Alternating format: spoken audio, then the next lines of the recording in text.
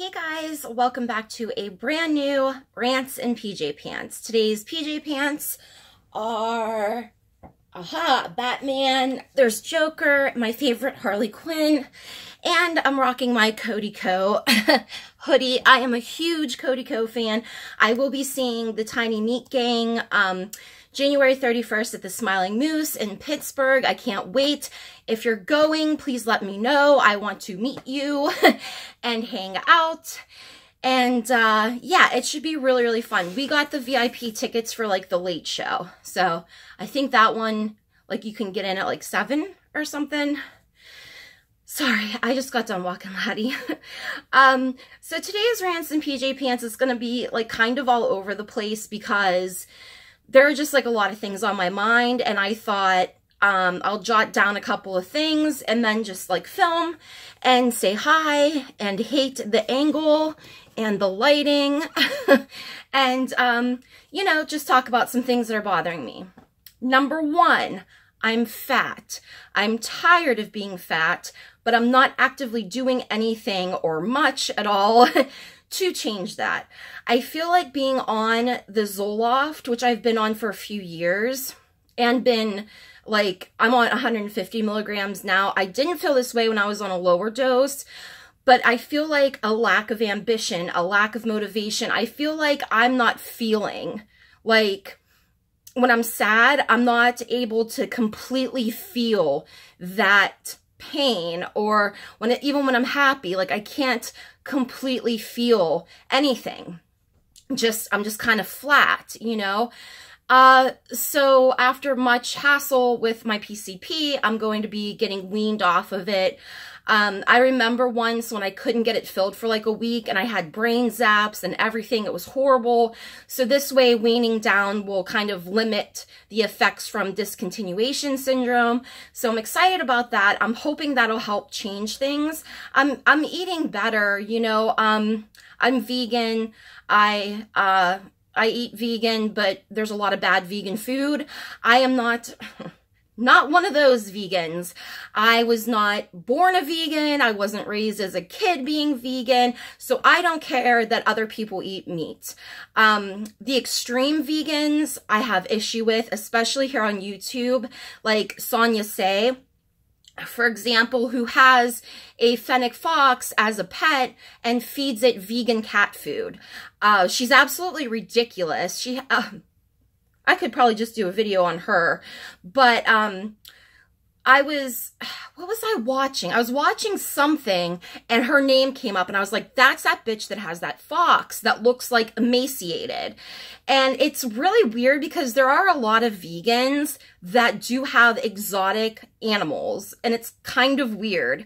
And for me, if you don't want a pet that should be eating meat and you don't want to feed it meat, it's like, get a bunny, bitch. Like, don't force this poor animal to be in an apartment and eat vegan cat food.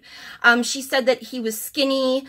His name's Jumanji, by the way. It was skinny and was like losing weight. This did happen like a while ago, but I never talked about it. And said that he had allergies to pollen and all this stuff. And she made a video trying to like debunk everything people were saying about her, but she never actually showed like vet records for like certain things that she discussed.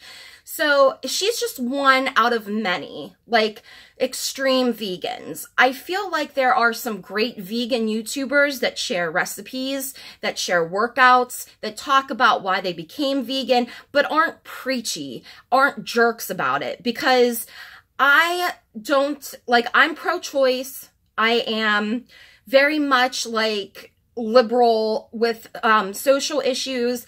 If you do what you want with your own body. If somebody asks me why I'm vegan, it's because I read a book called Diet for a New America.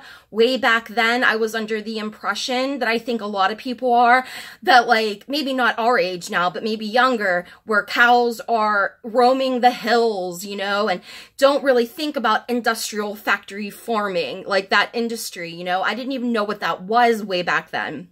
So for me personally, I went vegetarian, then I went vegan, then I was vegetarian, then I was vegan. So it kind of fluctuated, especially with my health issues like severe colitis, severe viral gastritis. So not eating meat and dairy makes me personally feel better.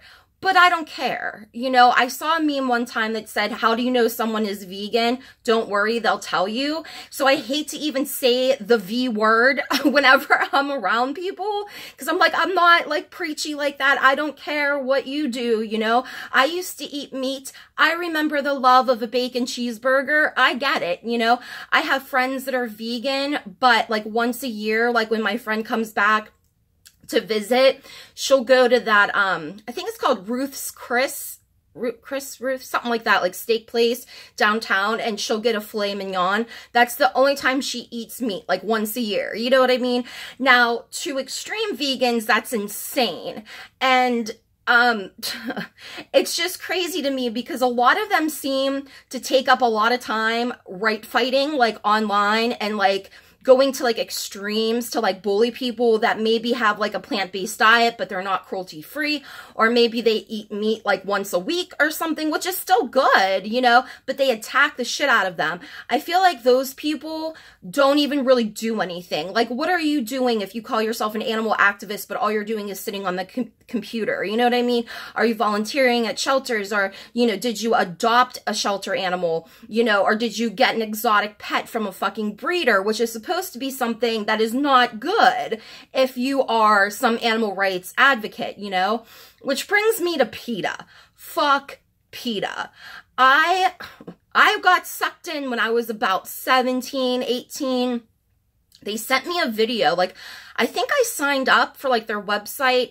It could have been PETA 2 because I was a little bit younger then, but I don't remember. But they sent me like a thing with like stickers to encourage you to put them on fast food restaurants, like windows, put them in grocery stores, like all kinds of craziness. And then they sent me a video of an elephant being trained for a circus, being beaten the shit out of with a bull hook. And I was like, what the hell? Like, it didn't say what it was. So it was a VHS tape. That's how long ago this was. And I put it on. I was like, what the hell? They are an extreme group. Ingrid Newkirk is out of her mind. They kill more animals in their shelter than many other shelters around. I remember, and I think this may have happened in Pittsburgh or somewhere in Pennsylvania, but I'm not completely sure. But there was like an undercover, like PETA girl or woman that was working in this shelter. And I guess she was like investigating, trying to find like abuse and stuff. And there was a litter of kittens that came in, and she was caught in a van suffocating this litter of kittens. The problem is that Ingrid Newkirk thinks that animals should rather be dead than be loved and be pets. And that's an issue. Yes, they've done some wonderful investigations. They have brought a lot of things to light that people really didn't know about, but it's always extreme. It's always right in your face, mutilation, like all this crazy stuff, when I don't feel like you really need to do that to get your point across. So fuck PETA. Besides the fact that, you know, I watched I Am an Animal, which was about PETA, Ingrid Newkirk, you know, and she talked about having a dog that she like really loved, and then like the dog passed away, and she felt like animals shouldn't be like domesticated, they shouldn't be owned, they shouldn't be pets. And during this film, they showed her going around to like low income type neighborhoods that had dogs that maybe needed food and stuff, one of them being chained outside. We never got to the bottom of like really what was wrong with this dog, but she put it down, like had it put down in the end. Which is what they do at their shelter, you know? And so I'm not a fan of extreme vegans. I'm not a fan of PETA. And it's crazy because like, I mean, I loved the dogs I've had in my life. Max was my best friend. Unfortunately, I had to put him down. He had stomach torsion. I know I mentioned that before. And with Laddie, it took us forever to be able to adopt him. Like, we had to go through all these references and screenings, and it was so crazy because I remember filling out like all this paperwork. I'm like, anybody can have a kid, but like, we have to go through all of this to get a dog, which like, is good that they want to make sure that the dog's going to a good home, but it just took forever. And even when we met Laddie, they were like, he's not gonna like you. You could meet a different dog if you want to, because he was possibly used as a bait dog. He doesn't like people. He's like, he was neglected, you know, never really cared for or pet or shown affection. And after he initially ran away from us, within a few minutes, we were rubbing his belly and he was loving us. So we just knew. The guy brought like other workers from the shelter to be like, look at this, look at what the dog's doing. It was just meant to be. Now, I understand that there is a lot of animal abuse out there, but just having a dog and loving a dog, I mean, you know that there's nothing like the love from your pet, is not bad, but that's what PETA would have you believe. If Ingrid Newkirk ruled the world, no animals. So, I hate them. And so, what else has been bothering me? Drinking. I did slip up a few nights ago, well, last weekend actually, and have 4 beers.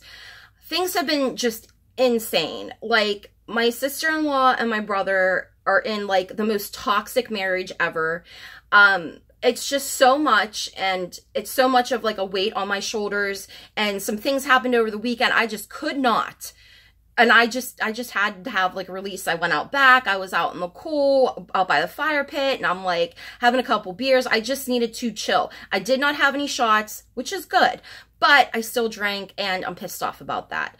It's just so hard to like have so much like going on, and when you have anxiety and panic attacks, and it's like, have a couple of beers. Would you rather take some pills or have a couple of beers? I don't know. I'd rather do neither one of those things and just be normal, but I did slip up, and I want to talk about that anytime that happens, because I want to be held accountable for it, because I'm not perfect and I'm not claiming to be. I just wish that it wasn't so like tempting for me, which sucks. Let's see. I hate Jamie Josta from Hatebreed. That's a whole story. Basically, the short version is, met him, he's a prick, wanted to punch him in the face, tried to punch him in the face. I was not trying to like condone violence here, but he was such an idiot. So, the only other person that I dislike that much in this world is one of my husband's ex-girlfriends. So I'm really close with my husband's ex, Ashley. She's great. We have a lot in common. We, you know, I don't know, we just kind of jive together, you know, it's cool. We weren't always like that, you know, there was miscommunication, I think, especially when we were all out drinking, and that tends to happen when you're drinking. But now, like, we're super cool. I consider her one of my best friends, even though I don't talk to her as much as I'd like to. I talk to her more than, well, pretty much anybody, aside from my friends I've met through, like, Twitter and this channel and stuff. She's really super awesome. I love her. And I met, well, this, I guess she's considered an ex because, like, they used to hang out and, like, make out and stuff. But this girl, I'm just going to say her name. This girl, Zoe, man. Oh, I was in Giant Eagle Express, and this girl came up to me because she was, like, giving coupons or, like, trying to sell, like, Camel cigarettes or whatever. And those are the cigarettes that I smoke. So I started talking to her. Somehow we started talking about like local bands. I told her my husband's in a band, and then we were talking about some mutual people that like we knew. And when I told her my husband's name, she was like, oh my God, like we used to go out, like we used to date, and like we really liked each other, but sometimes the timing was like wrong, you know. I was like, oh, cool. So we keep talking, and she's like, I think it's so cool that you're like talking to me and not being mean to me and like being so friendly, because most girls would be really jealous. Sorry, I'm not jealous of you. So that was kind of a turn off, but we became like friends like through social media and stuff, and like on Facebook. This girl is so fucking pretentious and so irritating. Like, for example, she was posting like this one week, like all week long, with different outfits, different hairdos, different makeup for her business meeting with David Draymond of Disturbed. People were leaving comments like, oh my God, that's so cool, because she's in a band, she sings okay when it's recorded, terrible live vocals. And she was like, yeah, all business, you know. Meanwhile, it was a meet and greet that she paid for, and then she complained about it later because she didn't get to, like, talk to him. Nobody cares. That's because you're not that important. I hate people that act like they're more important than they are. Like, I kind of get it in certain situations, like fake it till you make it kind of stuff. But this girl is, like, out of her mind. So that was one thing. Then she said that she got picked. She was personally picked to represent the Pittsburgh music scene at the Revolver, I think it was Revolver Awards. Meanwhile, somebody had a ticket that they weren't going to use and gave it to her. Like, this is the kind of stuff I'm talking about. And now her new band's name is Reign of Z. Because, of course, it has to have her name in it. You know what I mean? And she doesn't even use her real name. And she tries to make it, like, so stupid, you know, so pretentious, you know? And so I really don't like her. I actually heard them on the radio twice yesterday. Like, you guys might like them if you want to check them out. I think the song's called Dysmorphia or something like that. It's on Spotify, but her vocals are pretty decent in it, but it reminds me of, like, a heavier type Disturbed, and that's not really my fucking jam, you know, and stuff like that. So, I mean, it's nothing different. It's nothing super creative. It sounds like the lyrics were written by, like, an 11-year-old girl. Everything sort of rhymes. It's just boring. So I had posted on Facebook, like, I heard the band and I had, like, poop emojis on it. And I got, like, this Facebook message, like, oh, I'm friends with her and blah, blah, blah. I'm like, well, I can have an opinion on music. You know what I mean? Like, is that okay? And I just don't like their music, and I just, having to hear it twice on the radio was just like, ugh. And, I just don't like her because of her attitude of, I'm better than you, I am entitled, I am more special. I don't like that, and I get along with a lot of girls, and it's funny because if you get along with a lot of girls, you may be a girl that says, I'm not like other girls, or I don't like girls, ironically, but, I mean, I pretty much get along with everybody. Like, I get it. Like, when you're in your teens and early 20s, you may be at that stage where you're still, like, insecure and, like, jealous and possessive or something. But that'll go away. Excuse me. And so when I met this girl, I was just like, oh, wait, I'm supposed to be jealous of you? Like, I don't understand. So I don't really care for her, especially when you first meet somebody, like, saying something like that. Like, imagine if you met me and I knew, like, your husband, and I was like, oh, it is so cool that you're not so jealous of me, which is pretty much what she said, you know, just craziness. So she's the only one of his exes that I don't really like, because of all of those reasons. I love the other two that I have met. Actually, I'm really good friends with my ex-boyfriend's ex-girlfriend, Lori. Well, we talk, you know, but she's so cool. It's so crazy that we went through, like, the same shit with the same guy, and he twisted everything around to make it seem like I was such an asshole, and I guess that's why she was a little standoffish when I introduced myself to her, because I was like, hey, you know, and I was nice, and she was expecting some crazy bitch, because that's what guys do. It's so insane. Guys lead you on. Not all guys, mind you, women do it too. I'm just saying, as a woman, in my own personal experience with some men, they will lead you on. They will tell you what you want to hear. They will, they can be real smooth, you know, when they need to be. And then when you feel like you're in a relationship or, you know, you want to be around them, then you're fucking crazy. Then you're clingy. Like, all this craziness. It's ridiculous. That whole relationship spanned, like, almost 10 years with this ex. So I may have to talk about that. I put it off, and then I did film, like, a part 1, but then I accidentally deleted that. But it is interesting because I think that maybe a lot of women, even men, could, like, relate to that, you know? Jackie Ina. I'm fucking tired of Jackie Ina. I know I just put out a video about her. I'm just so sick of the ego. I'm tired of the picking and choosing when you're gonna speak up. I'm tired of her acting like, oh, we want to support, smaller creators in the POC community, and she takes that as like a, oh yeah, just to spite me. what? Like, wouldn't you, if that were the case, which it's not, wouldn't you still be happy that people are supporting smaller POC creators, right? You know, I just don't understand her. She still owes Petty Page a video apology, and I just really don't like her. So, yeah, so also I hate long hallways. When I went to investigate Prospect Place, doing like some ghost hunting, that was like the scariest part. I don't like hallways at all. I always feel like something's gonna like creep and like turn their head. Like House on Haunted Hill, how like the one dude, I forget who he was, but like he's like possessed or whatever, and like he turns his head down the hallway and then comes at her like real crazy fast. I feel like that's gonna happen. I've always hated long hallways, and I think it's because my mom and I, like, we used to rent videos from a place called Farmore. Oh my god, if you remember Farmore, let me know. You could get 6 video rentals. We used to go on Fridays when she would be off on the weekend, and we would get horror movies. And sometimes I was like 8 or 9 years old, you know, but I was so into ghost stuff.